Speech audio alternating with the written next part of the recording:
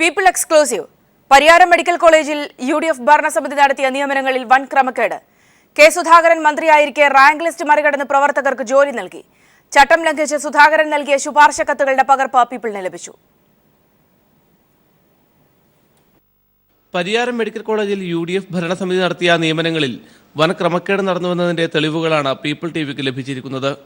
വിവിധ തസ്തികകളിൽ കോൺഗ്രസ് നേതാക്കളുടെ ശുപാർശ പ്രകാരം അനർഹരെ തിരികെ കയറ്റിയിരിക്കുകയാണ്. കോൺഗ്രസ് നേതാവ് കെ സുധാകരൻ മന്ത്രിയായിരുന്ന ഘട്ടത്തിൽ കോൺഗ്രസ് പ്രവർത്തകർക്ക് നിയമനം നൽകണമെന്നാവശ്യപ്പെട്ട് അന്നത്തെ MD-ക്ക് നൽകിയ നിരവധി ശുപാർശ കത്തുകളുടെ പകർപ്പ് പീപ്പിളിന് ലഭിച്ചു. നഴ്സിംഗ് അസിസ്റ്റന്റ്, ഫാർമസി അസിസ്റ്റന്റ് ഉൾപ്പെടെയുള്ള തസ്തികകളിൽ റാങ്ക് ലിസ്റ്റ് മറികടന്ന് നിയമനം നൽകണമെന്നായിരുന്നു സുധാകരന്റെ കത്തിലുള്ളത്. സുധാകരൻ നിർദ്ദേശിച്ച ഭൂരിഭാഗം പേർക്കും പരിയാരത്ത് അനധികൃതമായി നിയമനം ലഭിച്ചെന്നും ഞങ്ങളുടെ അന്വേഷണത്തിൽ വ്യക്തമായി. മന്ത്രി പദവി ദുരുപയോഗം ചെയ്താണ് കെ സുധാകരൻ അനധികൃത നിയമനങ്ങൾക്ക് ചുക്കാൻ പിടിച്ചത്. DCC president K Surendran, Sajeev Joseph തുടങ്ങിയവരും കോൺഗ്രസ് പ്രവർത്തകർക്ക് വേണ്ടി ഇടപെട്ടതായി തെളിഞ്ഞു. നിയമന കാര്യങ്ങളിലെന്ന പോലെ വിദ്യാർത്ഥി പ്രവേശനത്തിലും കെ സുധാകരനും കോൺഗ്രസ് നേതാക്കളും അനധികൃതമായി ഇടപെട്ടതിന്റെ രേഖകളും പീപ്പിളിന് ലഭിച്ചിട്ടുണ്ട്. PV കുട്ടൻ, കോഴിക്കോട്. ഈ വാർത്തയുടെ വിവരങ്ങളുമായി PV കുട്ടൻ തന്നെ ചേർന്നുണ്ട് ടെലിഫോൺ ലൈനിൽ. കുട്ടൻ, നമുക്ക് ലഭിക്കുന്ന വിവരങ്ങൾ എങ്ങനെയാണ്? സൗമ്യ, UDF ഭരണസമിതി ഉണ്ടായിരുന്ന കാലഘട്ടത്തിൽ പരിയാരം മെഡിക്കൽ കോളേജിലെ നിയമനങ്ങളിൽ വ്യാപക ക്രമക്കേടുകൾ നടന്നുവെന്നാണ് ഞങ്ങളുടെ അന്വേഷണത്തിൽ വ്യക്തമായിരിക്കുന്നത്.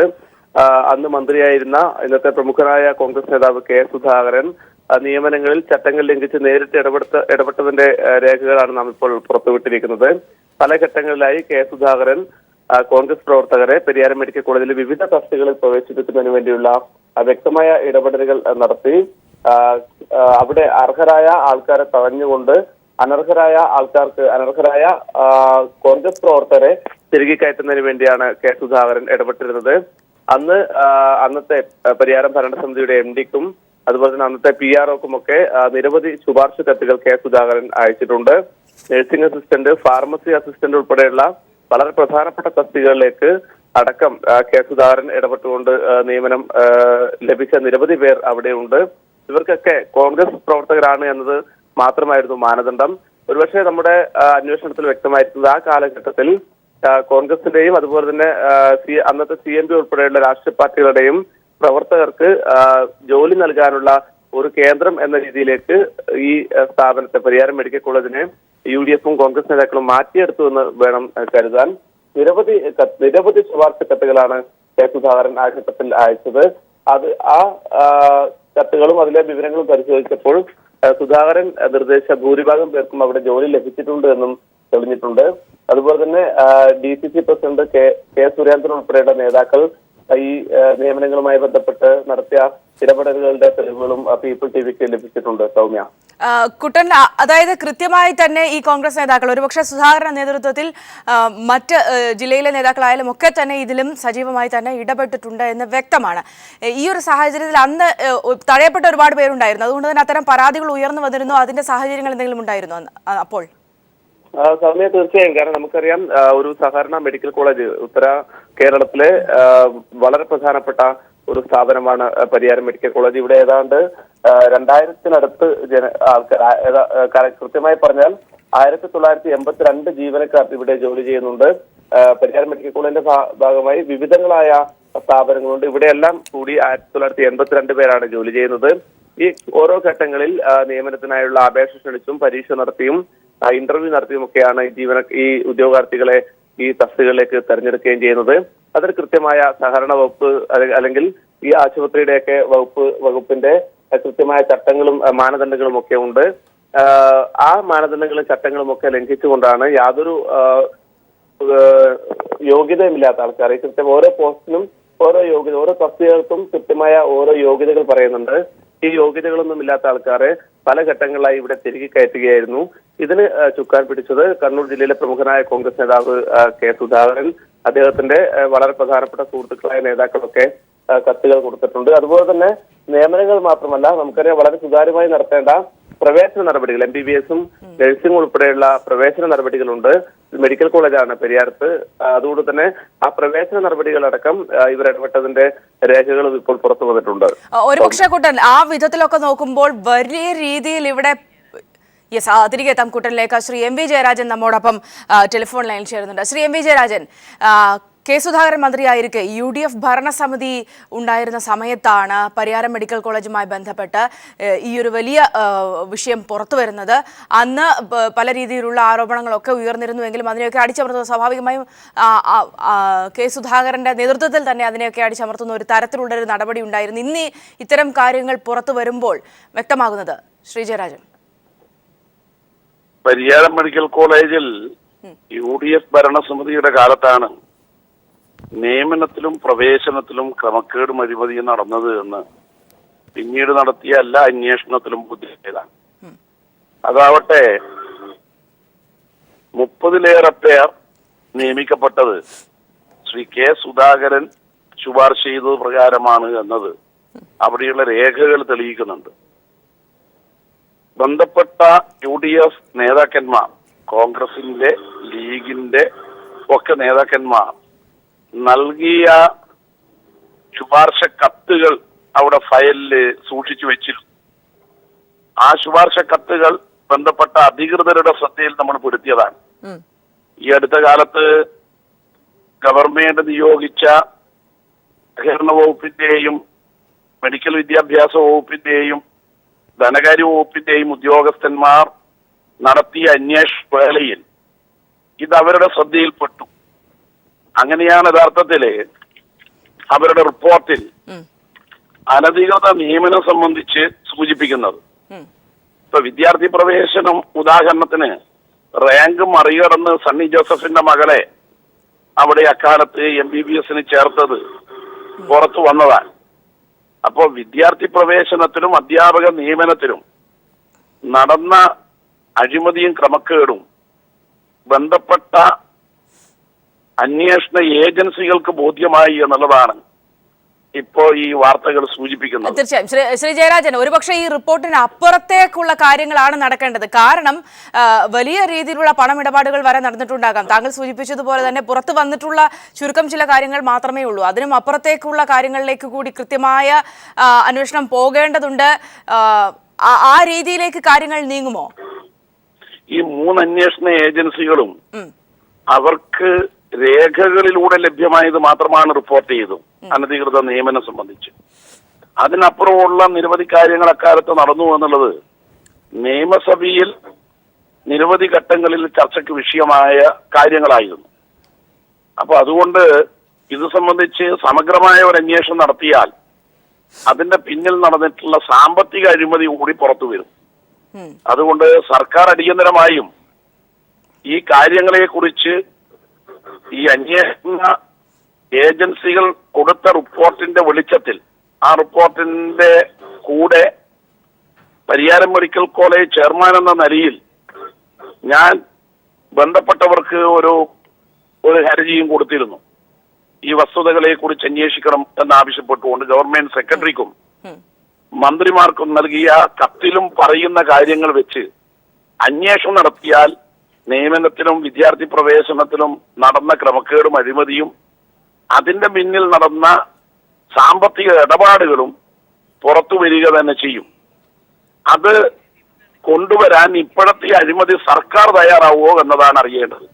മുഖ്യമന്ത്രി മുഖ്യപ്രതിയായ നിരവധി അഴിമതി കേസുകൾ നടന്നുകൊണ്ടിരിക്കുന്ന വേളയിൽ ഇന്നലെ പോലും ഡൽഹി മെട്രോപൊളിറ്റൻ മജിസ്ട്രേറ്റ് ഉമ്മൻചാണ്ടിയുടെ പേരിൽ അന്വേഷണം നടത്തി അന്വേഷണ പുരോഗതി റിപ്പോർട്ട് ചെയ്യണം എന്ന് സോളാർ കേസിന്റെ ഭാഗമായി നിർദ്ദേശിച്ച ഒരു സാഹചര്യം കൂടി ദയവായി തുടരുക. നമ്മളിപ്പോൾ ഇപ്പോൾ ടെലിഫോൺ ലൈനിൽ Kannur DCC president Shri K Surendran കൂടി ചേരുന്നുണ്ട്.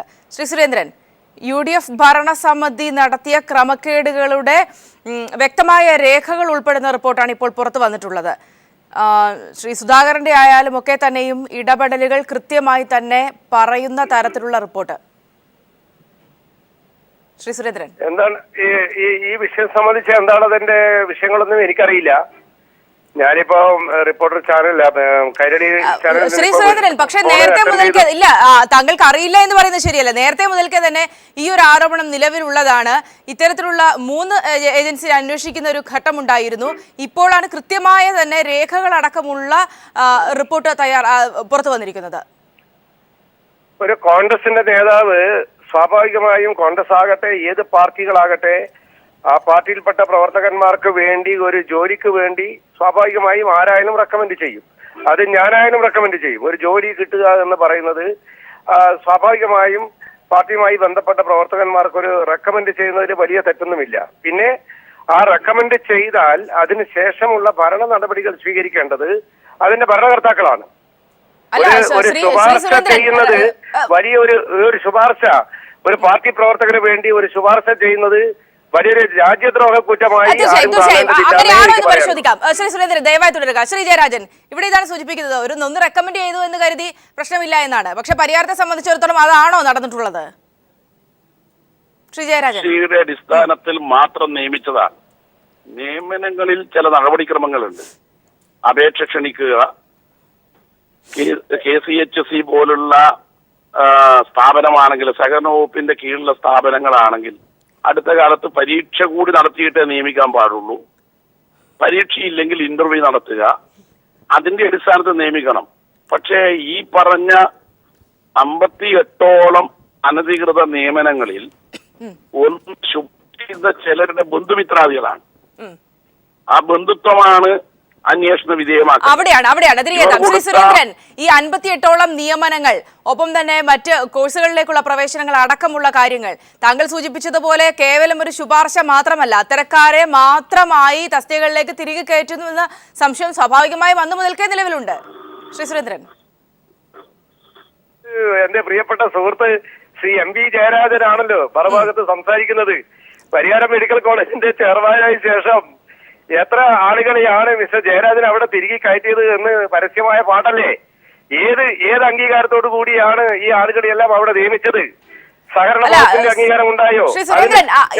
ഞാൻ പറയാൻ എന്നെ അനുവദിക്കണം. ഒന്നുകിൽ സഹകരണ വകുപ്പിന്റെ അംഗീകാരം ഉണ്ടായോ? ഏതെങ്കിലും രീതിയിലുള്ള തീരുമാനത്തിന്റെ അടിസ്ഥാനത്തിലാണോ? ഒന്നുമല്ലല്ലോ.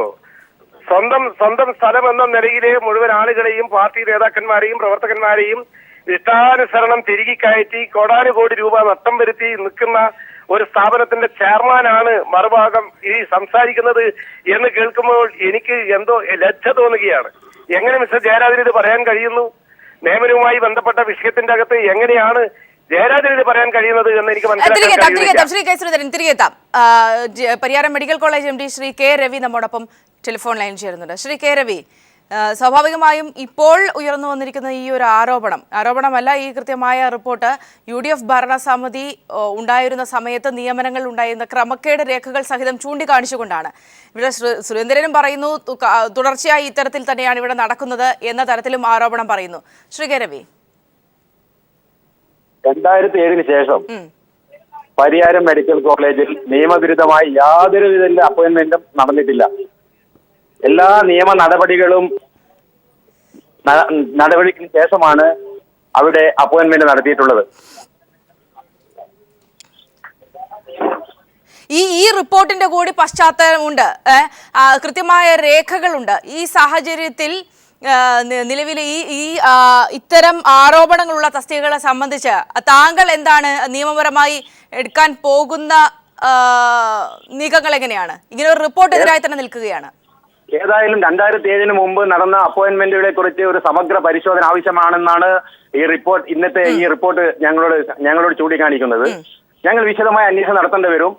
കാരണം നേരത്തെ ഗവൺമെന്റ് ഏജൻസികൾ പല അന്വേഷണം നടത്തിയപ്പോൾ ഇവിടെ നിയമവിരുദ്ധമായ ചില നിയമനങ്ങൾ നടന്നിട്ടുണ്ടെന്നും എല്ലാവർക്കും ഗവൺമെന്റ് നിഷ്കർഷിച്ച ക്വാളിഫിക്കേഷൻ ഇല്ലെന്ന് ചൂണ്ടിക്കാണിച്ചിരുന്നു. പക്ഷേ മനുഷ്യത്വപരമായ ഒരു സമീപനം എടുത്തുകൊണ്ട് അവരൊക്കെ തന്നെ ജോലിയിൽ തുടരുന്നതിനാണ് ഞങ്ങൾ അനുവദിച്ചത്. പക്ഷെ ഇപ്പോൾ ഇത് വളരെ വ്യക്തമായ റിപ്പോർട്ട് കൈരളി ചാനൽ പുറത്തുവിട്ടത് കൊണ്ട് നമുക്ക് അതിനെപ്പറ്റി അന്വേഷണം നടത്തണം. പിരിച്ചുവിടൽ അടക്കമുള്ള നടപടി എടുക്കേണ്ടി വരും. ഇത് എനിക്ക് ഏതായാലും ഭരണസമിതിന്റെ മുമ്പാകെ ഇതൊക്കെ ചൂണ്ടിക്കാണിക്കേണ്ടി വരും. അവിടെയാണ് രവി, വളരെ നന്ദി. ശ്രീ വിജയരാജൻ, പക്ഷെ നേരത്തെ ഞാൻ സംസാരിച്ചപ്പോൾ, ഇപ്പം സുരേന്ദ്രൻ ടെലിഫോൺ ലൈനിൽ ഇല്ല, നേരത്തെ സംസാരിച്ചപ്പോൾ അദ്ദേഹം ഇത്തരം കാര്യങ്ങളാണ് താങ്കൾ അടക്കമുള്ളവർ നടത്തുന്നത് എന്നൊരു എതിർന്യായം പറഞ്ഞുകൊണ്ടാണ് അതിനെ ഖണ്ഡിക്കാൻ ശ്രമിച്ചത്.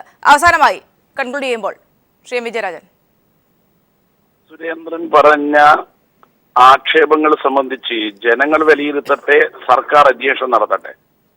എന്നാൽ UDF സർക്കാരിന്റെ കാലത്ത് നടത്തിയ നിരവധി അന്വേഷണങ്ങളിൽ ഒന്നും 2007 മുതൽ നടത്തിയ നിയമനങ്ങളോ പ്രവേശനമോ സംബന്ധിച്ച് യാതൊരു ക്രമക്കേടും കണ്ടെത്തിയിട്ടില്ലെന്ന് മാത്രമല്ല, ഇപ്പോൾ സർക്കാരിന് UDF സർക്കാരിന്റെ കാലത്ത് നടത്തിയ അന്വേഷണ റിപ്പോർട്ടിൽ 9ാം ഖണ്ഡികയിൽ പറയുന്നത് ജോലിയിൽ പ്രവേശിച്ച തീയതി വെച്ച് അനധികൃതമായ നിയമനങ്ങൾ കണ്ടെത്തുക പ്രായോഗികമല്ല.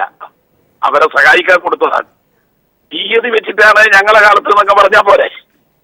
UDFന്റെ സർക്കാർ നിയോഗിച്ച അന്വേഷണ കമ്മിറ്റി വന്ന് ഈ റിപ്പോർട്ട് കൊടുക്കുമ്പോൾ അവർ പറയുന്നു തീയതി വെച്ച് കണ്ടെത്താൻ കഴിയുന്നില്ല. ഇതെല്ലാം 2007 മുമ്പത്തെയാണ്. ഉദാഹരണത്തിന് നിയമിക്കപ്പെട്ടിട്ടുള്ള കൂട്ടത്തിൽ അന്ന് മന്ത്രി കൂടിയായിരുന്ന, ഒരു കാലത്ത് മന്ത്രി കൂടിയായിരുന്നു ശ്രീ K. സുധാകരൻ. അദ്ദേഹത്തിന്റെ ശുപാർശ കത്തല്ലോ പുറത്തു വന്നിട്ടുള്ളത്. ആ ശുപാർശ കത്ത് അന്വേഷണ കമ്മിറ്റിക്ക് കിട്ടിയതാണ്. അതുപോലെ തന്നെ ചില കോൺഗ്രസ് നേതാക്കന്മാരുടെ ബന്ധുക്കളില്ലേ, ഞാൻ ചോദിക്കട്ടെ, MV ജയരാജന്റെ ഏതെങ്കിലും ഒരു ബന്ധു ഉണ്ട് അവിടെ? ഒരിക്കൽ ഇവര് ഒരു പ്രസംഗം നടത്തി, MV ജയരാജന്റെ മോളെ ആരെ നിയമിച്ചിട്ടുണ്ട്, എനിക്ക് ആൺകുട്ടികളെ ഉള്ളൂ, എന്ത് ചെയ്യാനാ?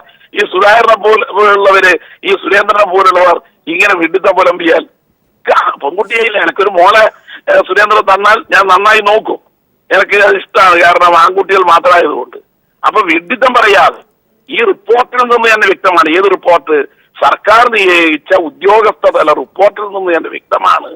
യഥാർത്ഥത്തിൽ 2007 മുമ്പാണ് ഈ അഴിമതി നിയമനവും. ഇപ്പോ സണ്ണി ജോസഫിന്റെ മകൾ MBBS കഴിഞ്ഞ് പുറത്തു വന്നിട്ടില്ലേ? 2894 റാങ്കുള്ള 28,000 ശിഷ്ട റാങ്കുള്ള കുട്ടിക്കല്ലേ അത് കിട്ടിയത്. ഇന്ന് ഏതെങ്കിലും ഒരു കുട്ടി അങ്ങനെ അവിടെ പ്രവേശനം നൽകിയത് അറിയാൻ പറ്റുമോ? ഏതെങ്കിലും ഒരാൾക്ക്? അപ്പോ മെറിറ്റും സാമൂഹ്യ നീതിയുമാണ് ഇപ്പൊ അവിടെ പരിഗണിച്ചു വരുന്നത്. അല്ലാതെ നിയമനത്തിൽ ഒരു ക്രമക്കേടും LDFന്റെ കാലത്ത് നടന്നിട്ടില്ല. വളരെ നന്ദി ശ്രീ MV ജയരാജൻ ഈ അവസരത്തിൽ നമ്മോട് സംസാരിച്ചതിന്. 2007 മുമ്പ്, അതായത് UDF ഭരണസമിതി ഉണ്ടായിരുന്ന സമയത്ത് പരിയാരത്ത് നടന്ന വലിയ നിയമന ക്രമക്കേടുകളുടെ കൃത്യമായ രേഖകൾ സഹിതമാണ് ഇപ്പോൾ പുറത്തു വന്നിരിക്കുന്നത്. ഈ ഒരു പശ്ചാത്തലത്തിൽ കൃത്യമായ നടപടി വേണം എന്ന ആവശ്യമാണ് ഉയരുന്നത്. അന്ന് മിനിസ്റ്ററായിരുന്ന K. സുധാകരന്റെ നേതൃത്വത്തിലായിരുന്നു സ്വന്തക്കാരെ തിരികെ കയറ്റാനുള്ള വലിയൊരു ശ്രമം. ഒരുപക്ഷെ വലിയ പണമിടപാടുകളൊക്കെ ഇതിന് പിന്നിൽ നടന്നിട്ടുണ്ടാകാമെന്ന് സംശയിക്കത്തക്ക രീതിയിലുള്ള കാര്യങ്ങൾ നടന്നിട്ടുള്ളത്.